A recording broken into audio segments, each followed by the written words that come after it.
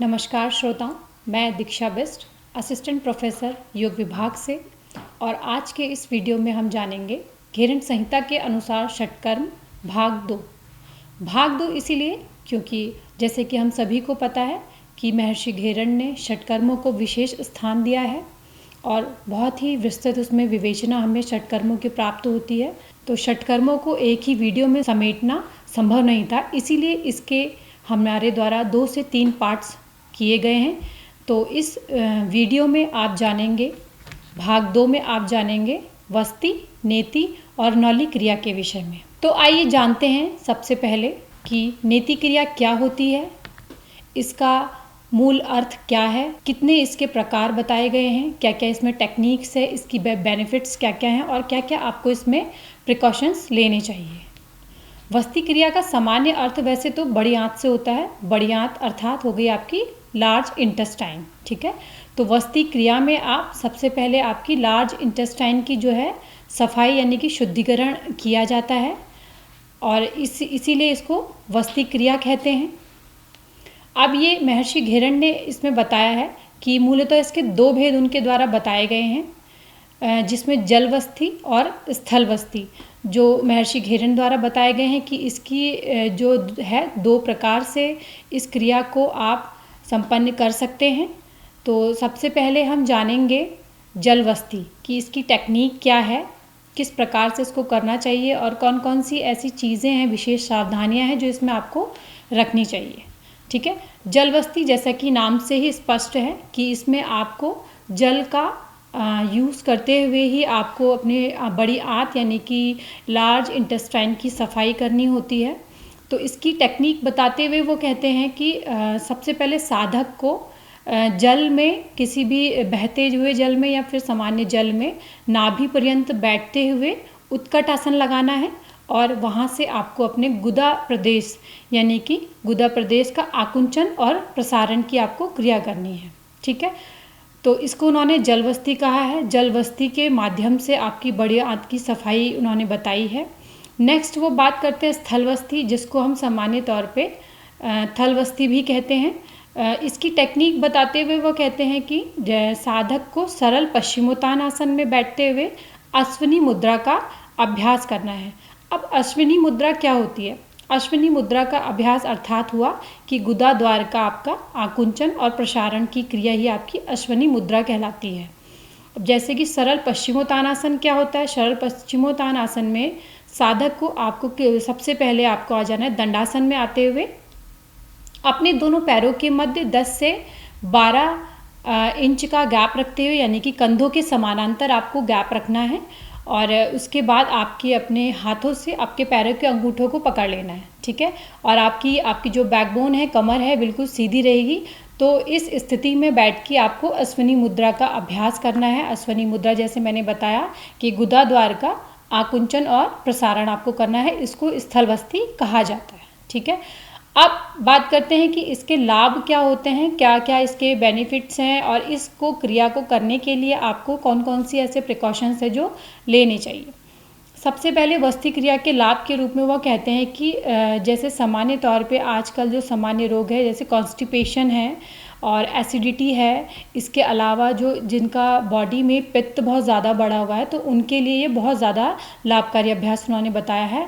इसके अलावा अगर आपको लार्ज इंटेस्टाइन से रिलेटेड कोई भी रोग हो या फिर पाइल्स की आपको दिक्कत हो तो आपके लिए वह लाभ बहुत ही ज़्यादा लाभकारी है। इसके अलावा वस्ति क्रिया में आपका जो पेट की जो मांसपेशियां हैं उनकी मालिश होती है। तो इसकी ये लाभ बताते हुए उन्होंने कहा है कि वस्ति क्रिया मूलतः आपका जो लार्ज इंटेस्टाइन है उसका ही अभ्यास है, उसके लिए उसकी सफाई और शुद्धिकरण का क्रिया है।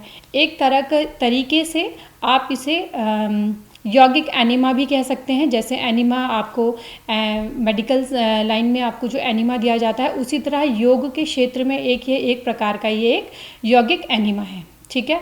अब बात करते हैं कि इसमें आपको क्या क्या ऐसे प्रिकॉशंस हैं जो आपको रखने चाहिए। सबसे पहले जो हाई बीपी के जो पेशेंट्स हैं उनको यह अभ्यास नहीं करना है।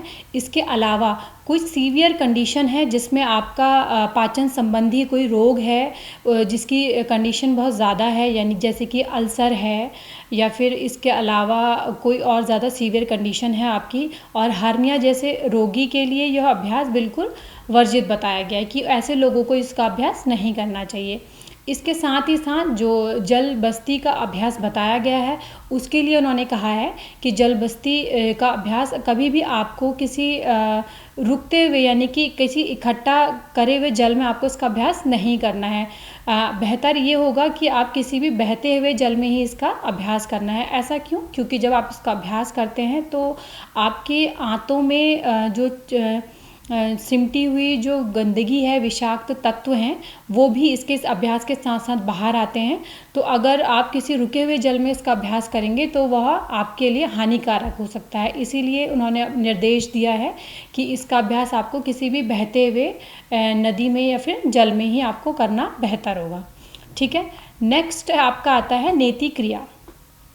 अब बात करते हैं नेति क्रिया क्या होती है और महर्षि घेरण ने नेति क्रिया क्या टेक्निक बताई है, क्या क्या इसके लाभ हैं। सामान्यतः नेति क्रिया का संबंध आपका है नाक, कान और गले से, जिसको आधुनिक समय में आप ENT केयर के नाम से भी जानते हैं। और ये आपका बहुत ही बेनिफिट अभ्यास होता है, बेनिफिट देता है आपको। ठीक है, महर्षि घेरण ने सूत्र नीति का जनरली यहाँ पे वर्णन किया है। इसके अलावा आजकल आधुनिक समय में बहुत से इंस्टीट्यूट ऐसे होते हैं और या फिर जो अगर आप कहीं पे योग अभ्यास कर रहे हैं या सीख रहे हैं तो उनके द्वारा नीति क्रिया का रेगुलर बेसिस पे आप प्रैक्टिस करवाई जाती है। तो वैसे तो अगर मैं ऑथेंटिक ग्रंथों की मैं बात करूं तो महर्षि घेरण ने सिर्फ केवल हमें ऑथेंटिक ग्रंथ में सूत्र नीति का ही हमको वर्णन मिलता है। इसके अलावा वर्तमान समय में आपको जल नीति, रबर नीति, दुग्ध नीति या फिर घी और तेल आदि के द्वारा भी आपको नीति क्रिया का अभ्यास करवाया जाता है, जिसके अपने अपने बेनिफिट्स हैं, अपने अपने अलग अलग लाभ हैं। ठीक है, तो उससे ये कहते हैं कि किस प्रकार आपको सूत्र नीति का अभ्यास करना है। उसके लिए ये बताते हैं कि आधा हाथ लंबा डोरा आपको नासिका में प्रविष्ट कराना है, यानी कि एक सूत्र नीति जो है आपको उन्होंने सूत्र कैसे बनाना है उसकी टेक्निक भी बताई है। यानी कि सूत्र एक आपके पास होना चाहिए। जब आजकल आपको आधुनिक समय में रेडीमेड सूत्र मिल जाते हैं तो उसका सहायता से आप सूत्र को आपको सबसे पहले अपने एक नासिका के एक छोर से अंदर की तरफ आपको प्रविष्ट कराना है और जैसे ही आपको ऐसा सेंसेशन हो कि वो आपके गले के पास आ गया है तो आपको अपनी उंगलियों का सहारा लेते हुए मुख से आप दूसरे उस डोर को यहाँ पे आपके गले के आसपास वो आ जाएगा तो उसको आपको बाहर की तरफ को ले लेना है और वहीं पे आपको उस डोर से घर्षण की क्रिया करनी है। तो ये उन्होंने सूत्र नीति का अभ्यास बताया है जिसको उन्होंने नीति क्रिया कहे हैं। सबसे मेन जो इसका प्रभाव होता है वो होता आपका साइनस जो ग्लैंड है हमारी, वहाँ पर उसका प्रभाव सबसे ज़्यादा पड़ता है और सकारात्मक प्रभाव पड़ता है। इसके अलावा जो हमारे नासिका से जो श्लेष्मा निकलता है उसका वो नियंत्रण करता है नीति क्रिया का अभ्यास। इसके साथ ही साथ जो हमारे श्वसन संस्थान से रिलेटेड जो भी रोग होते हैं, जैसे आजकल सबसे ज़्यादा प्रचलित है, जैसे किसी को एलर्जी की प्रॉब्लम है, साइनोसाइटिस की प्रॉब्लम है, ब्रोंकाइटिस की प्रॉब्लम है और अस्थमा जैसे रोगों के लिए विशेष रूप से जो है लाभकारी क्रिया बताई गई है। इसके अलावा जैसे कि मैंने कहा कि ये आँख, नाक और गला तीनों के यानी कि ENT तीनों के पर प्रभाव रखता है अपना। तो इसके साथ साथ इसका अगर आप रेगुलर प्रैक्टिस करते हैं तो यह दूर व निकट दृष्टि दोष में भी आपका अत्यंत लाभकारी है। अगर आपको किसी को आँखों से रिलेटेड समस्या है या फिर आइज़ की किसी को एलर्जी है तो उसमें भी यह बहुत ज़्यादा लाभकारी अभ्यास है।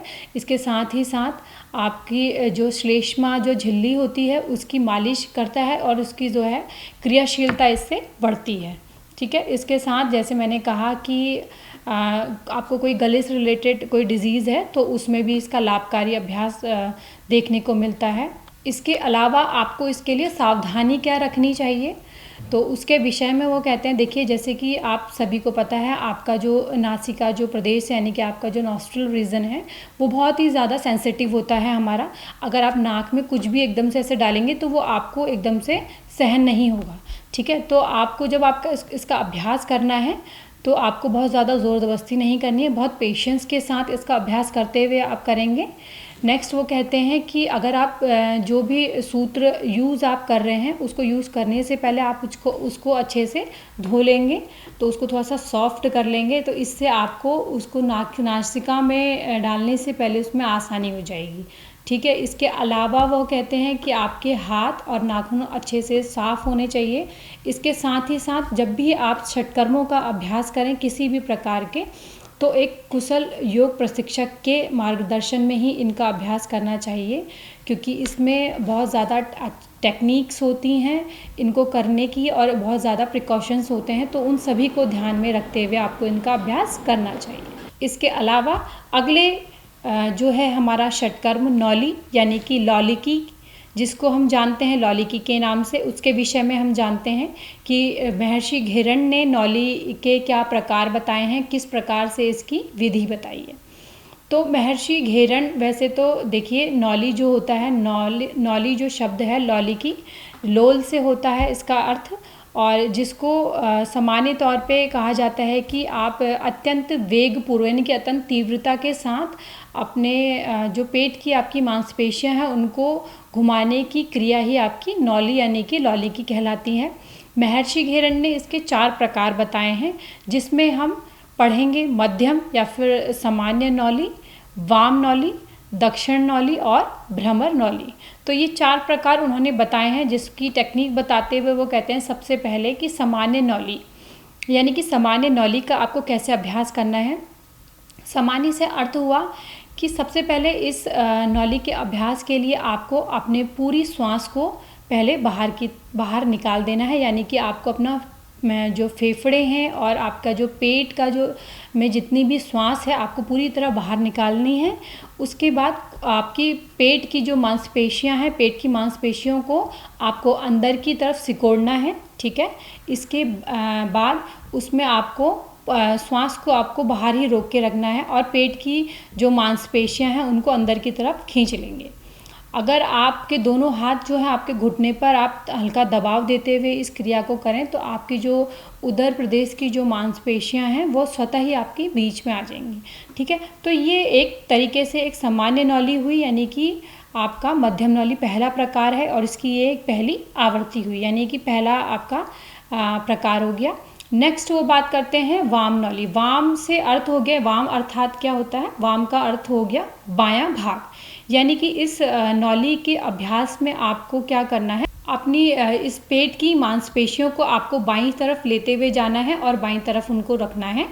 तो वो सेम आपकी टेक्निक वही है जो आपकी मध्यम नौली में है। जैसे मध्यम नौली में आपने अभ्यास किया था कि अपनी पेट की संपूर्ण मांसपेशियों को आप को बीच में, यानी कि आपके सेंटर वाला जो रीजन है उस पर आपको रखना था। इसमें आपको क्या करना है, वाम यानी कि अपनी पेट की जो मांसपेशियां हैं उनको बाईं ओर लेते हुए जाना है और उसी तरीके से इसका अभ्यास करना है। इसके बाद वह कहते हैं कि दक्षिण नौली, जैसे नाम से स्पष्ट है कि दक्षिण यानी कि आपको अपनी पेट की संपूर्ण मांसपेशियों का जो समूह है उसको अपने दाईं ओर लेके जाना है, शरीर के दाईं भाग की ओर लेके जाना है। तो वही आपकी टेक्निक बताते हुए कहते हैं कि दोनों पैरों में आप कंधों के बराबर दूरी रखेंगे, इसके साथ ही साथ दोनों हाथों को अपने घुटनों पर रखेंगे और आगे की तरफ थोड़ा सा आपको झुकना है और सामान्य नौली की तरह ही आपको इसका अभ्यास करना है, यानी कि अपने पेट की जो आपकी मांसपेशियां हैं उनको आपको अपने शरीर के दाएं तरफ लेते हुए आना है। तो ये एक दक्षिण नौली की एक आवृत्ति हो गई। और सेम इसमें भ्रमर नौली, यानी कि भ्रमर नौली आपको अपने पेट की संपूर्ण मांसपेशियों को चारों ओर, यानी कि बाएं से दाएं और दाएं से बाएं आपको घुमाना है और तीव्र गति के साथ घुमाना है, ठीक है। तो ये उन्होंने 4 प्रकार उन्होंने भ्रम नौली क्रिया के बताए। अब इसके लिए वो कहते हैं कि नौली क्रिया का अभ्यास उस साधक के लिए ज़्यादा ईजी रहेगा, यानी कि वो साधक ज़्यादा इसको ईजीली कर पाएगा जिसने इससे पूर्व प्राणायाम का अभ्यास सीखा हो और इसके साथ साथ उसकी जो कुंभक करने की जो शक्ति है वह उस पर उसने सहजता हासिल करी हो। ठीक है, तो इसका अभ्यास करने से पूर्व आपको प्राणायाम और कुंभक का अभ्यास करना आवश्यक है। इसके लाभ बताते हुए वो कहते हैं कि सबसे पहले नौली क्रिया का जो अभ्यास है उससे जो आपकी पेट की जो देखिए हमने अभी पढ़ा कि इसका जो पूरा प्रभाव है वह आपके पेट पर पड़ता है, यानी कि उदरगत जो आपकी मांसपेशियां हैं उनकी आपकी क्रियाशीलता बढ़ती है, साथ ही साथ वहाँ पे ब्लड सर्कुलेशन बहुत ज़्यादा होता है आपका। तो इसका कहीं ना कहीं आपका ब्लड सर्कुलेटरी सिस्टम पे भी बहुत सार्थक प्रभाव पड़ेगा। इसके साथ साथ जो आपका नाड़ी संस्थान है वह भी एक्टिवेट होता है और जो जठराग्नि होती है यानी कि जठराग्नि भी आपकी तीव्र हो जाती है, जिससे आपकी भूख बढ़ती है। इसके साथ साथ अग्नाशय पर भी इसका हमारा बहुत अच्छा प्रभाव पड़ता है, जो तो कह सकते हैं कि जो डायबिटीज़ के जो रोगी हैं उनके लिए भी कहीं ना कहीं ये लाभ पहुंचाता है। अब सावधानी के रूप में जानते हैं कि क्या क्या इस अभ्यास को करने से पहले आपको सावधानियां रखनी है, क्योंकि देखिए कोई भी षटकर्म है जिसका अभ्यास करने से पहले आप टेक्निक तो आपकी बहुत ज़्यादा ज़रूरी है कि आपको जाननी चाहिए। उसके साथ ही साथ इस बात का विशेष ध्यान रखिए कि सावधानी ऐसी कौन कौन सी है जो उसमें आपको बरतनी चाहिए। ठीक है, पेट में अगर आपके दर्द है तो आपको यह अभ्यास नहीं करना है। ठीक है, इसके साथ ही साथ अगर आपको पेट से संबंधित कोई रोग है जैसे यानी कि अगर आपको पथरी है, हर्निया है, इसके साथ हाई बीपी वाले जो पेशेंट्स हैं, अल्सर से रिलेटेड अगर किसी को समस्या है या एसिडिटी की हाइपर एसिडिटी की किसी को समस्या है तो उन साधकों को ये अभ्यास नहीं करना चाहिए। इसके साथ साथ जो प्रेग्नेंट वुमेन होती हैं उनके लिए भी ये अभ्यास वर्जित है। और इसके साथ विशेष ध्यान रखें इस बात का कि इसका अभ्यास आप खाली पेट ही करें, यानी कि सुबह के समय करना चाहिए, भोजन के उपरांत इसका अभ्यास नहीं करना चाहिए। ठीक है, और इससे पहले वो एक निर्देश भी आपको देते हैं कि इससे पहले साधक को उद्यान बंद और अग्निसार जो क्रिया है उसका अभ्यास उसको सीखना चाहिए, उसमें आपको दक्षता प्राप्त करनी चाहिए। क्योंकि अगर आप पहले से ही उद्यान बंद और अग्निसार क्रिया जैसी क्रिया जो हैं उसको जानते होंगे, उसकी टेक्निक जानते होंगे, उसको करना समझते होंगे, तो आपको नौली क्रिया को करने के लिए आसानी हो जाएगी। ठीक है, इस वीडियो में हमने जाना षटकर्म के जो हमने अन्य भाग थे वस्ती, नेति और नौली, तो इसके बारे में हमने समझा।